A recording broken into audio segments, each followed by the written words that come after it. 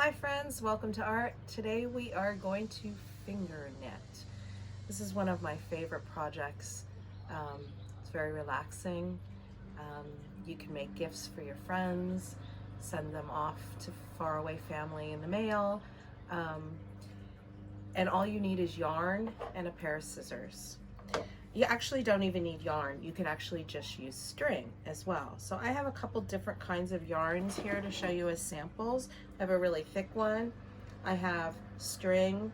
I have this really pretty blue. And then I have this other yarn that goes into different colors like that. Okay, I want to show you a couple of samples so you can get an idea of different directions you can go with this. This is one string that morphs into a different color, and these stitches are really tight. So that's what it looks like when it's really tight.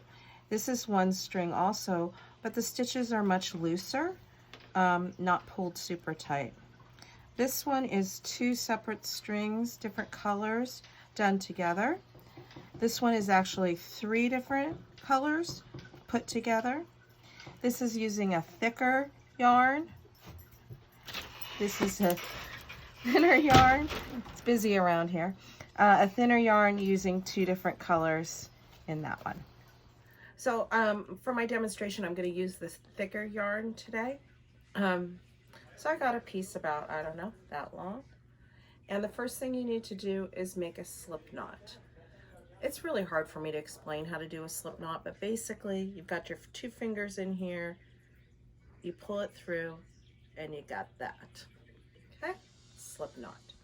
All right, here's a detailed shot of how to do a slip knot. So I'm holding my yarn, I make a circle with my yarn, I take my two fingers, pull that short piece just like that, and you have a slip knot. All right, finger knitting. You put your two fingers, your pointer finger and your thumb, through the hole. You have a long piece and a short piece. So you need to pay attention to the long piece and the short piece. Your two fingers are through the hole that you've created with the slip knot.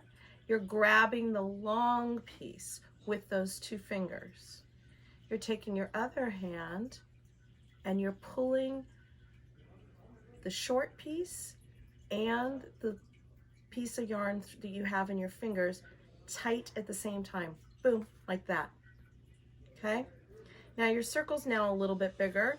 You can choose to make it smaller by pulling on the long piece, or you can leave it big, but you are going to have to go in every few stitches and make your circle smaller. So again, you got your pointer finger and your thumb in the hole of your slip knot. You've got your other hand pulling on the short piece. You are grabbing the long piece with your two fingers and you're pulling them both, boop, at the same time, and that's a stitch.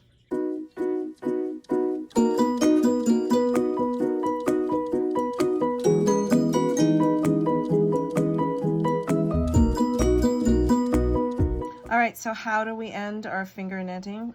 This one's, I've decided, is becoming a friendship bracelet. So what you do is you put your fingers through like you normally would, but then instead of just doing a stitch, you're pulling the yarn all the way through and making a knot.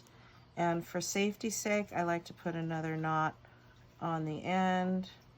Again, pulling it all the way through. And we have a friendship bracelet that now we can wear. Another reason I love finger knitting, it can be done anywhere. On a couch in a house, in a chair getting fresh air, in a car, on a hill, with a cat, or wearing a hat. In the shade, in the sun, finger knitting is fun for everyone.